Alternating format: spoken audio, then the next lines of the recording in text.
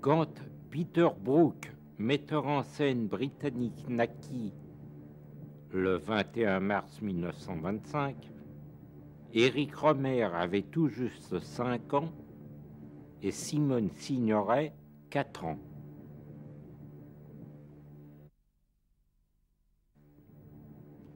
Prélude aux événements de mai, le mouvement du 22 mars naquit à Nanterre le 22 mars 1968, sans corrélation directe avec la victoire de France Gall au Grand Prix Eurovision de la chanson 3 ans auparavant.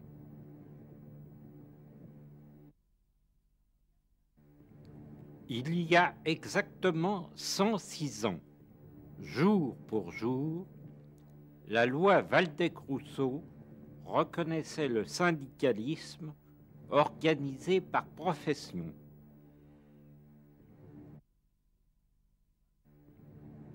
Le 24 mars est un jour qui fait honneur aux dames.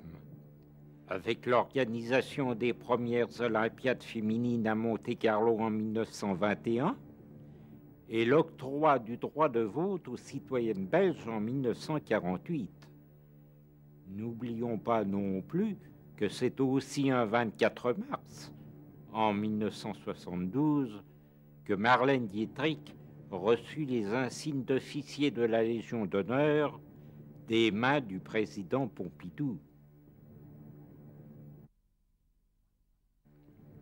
Le 25 mars vit naître, en 1867, Arturo Toscanini, en 1881, Béla Bartók, en 1906, Jean Sablon, en 1947, Elton John, et en 1949, mon jeune frère, qui chante hélas faux comme une casserole.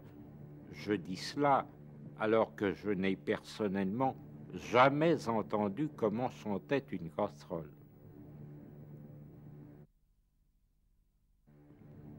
Le 26 mars 1923, Rosine Bernard s'éteignait à l'âge de 77 ans. Avec elle, c'était un peu la belle époque qui s'en allait. En fait, Rosine Bernard est plus connue sous le nom de Sarah Bernard.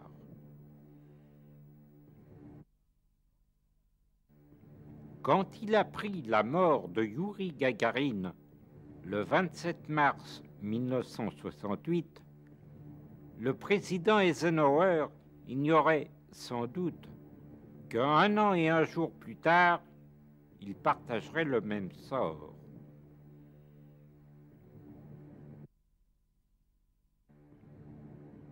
Il commença sa vie comme apprenti cordonnier, mais quand il mourut, une ville portait déjà son nom depuis quelques années. Il était né en 1868, le 28 mars. Son nom, Gorky.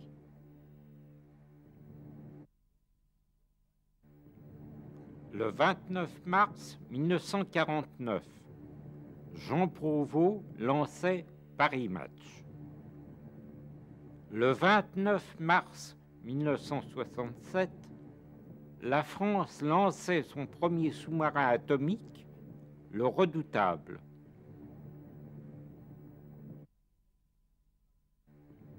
C'est un 30 mars que parut enfin le livre qui allait révolutionner notre façon de voir la Terre.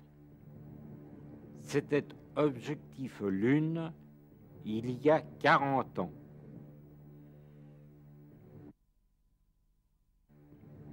Le 31 mars vit les Français et les Anglais au sommet de la gloire, avec respectivement l'inauguration de la Tour Eiffel il y a 101 ans et le triomphe des Beatles au hit parade américain. 5 chansons aux 5 premières places.